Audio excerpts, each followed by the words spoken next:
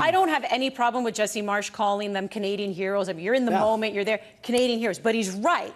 Like, you're Canadian heroes who still have a job to do.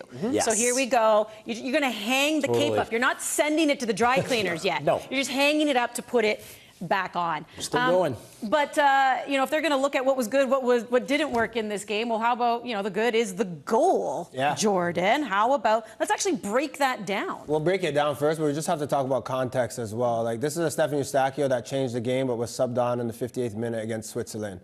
Right, but today it goes 90 plus. And what I will say of playing that position as a defensive midfielder or whatever within a 2 or 3, Wheels, you notice too, when you're watching players in the 92nd minute, you could be like, I'm just gonna stay in the middle because I'm preparing for extra time. I don't wanna go too far forward because look, I have to run 50, 60 yards back at pace. Not Stephen Eustaquio. He says, let me go make the difference. Let me go get the second ball that drops.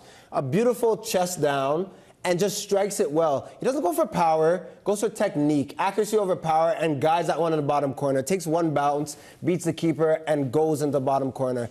That is beautiful because that for me is not a player that is saying, let us just go see what happens in extra time. Let me seize the moment right now. Let me go on and believe and make a difference. And I feel like that goal says a lot about these players as well. They have that belief. They have that confidence and drive to go and make a difference. And it couldn't fall on a better person because Eustaquio, midfielders do the dirty work day in and day out. And sometimes we talk about the Buchanan, the wingers, the Promise Davids. But the heartbeat of a team to show up in a big moment, I love that it was Stacks. And I love that he performed in a big way. The technique was perfect.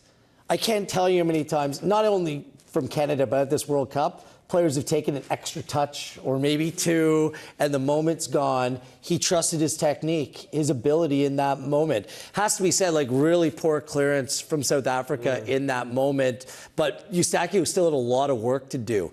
He picked out that bottom left-hand corner, reminded me he did it in World Cup qualifying back ahead of 2022 against Jamaica, in Jamaica. Different finish, like the ball came to his foot, but it was very similar, low left-hand corner.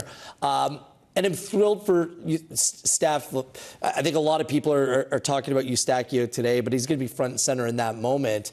We have to spin it back to 2019. He had not yet declared that he was going to play for Canada.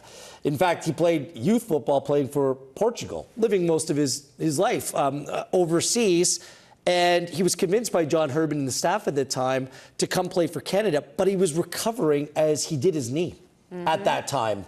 And he was sitting, he was part of the Canadian program, he was showing up at moments where he still couldn't contribute on the field. And he worked his way into being a fundamental piece of this team. Not just on the field in terms of playing, but his demeanor, his mentality, his commitment, it's all been top-notch. So this has been some time coming. Again, this wasn't a player that was playing for Canada growing up, playing as part of our youth program. He was playing for Portugal.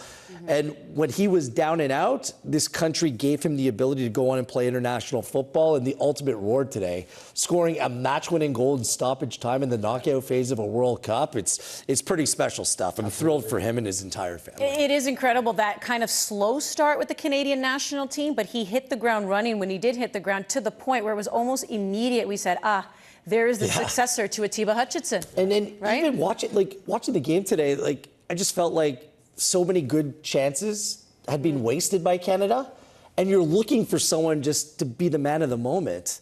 And so I'm thrilled that Eustaquio put up his hand, because extra time, like, I mean, with the way that South Africa was sitting back, like, it just screamed penalties. And we know, you know, Canada's record at penalties we've seen in the past. So it was just a big spot for him to step up. I mean, I thought I was watching Arsenal for a while, where they were trying to just use the long throw to be their form of attack. So it was tough, but Eustaquio, he saved us all from pain and anguish. Thank you for the no PKs. Truly pain and anguish in my stomach. I could not handle that. It's just, it would have been tough. No, I would have needed Canada were better. Some ginger tea with that.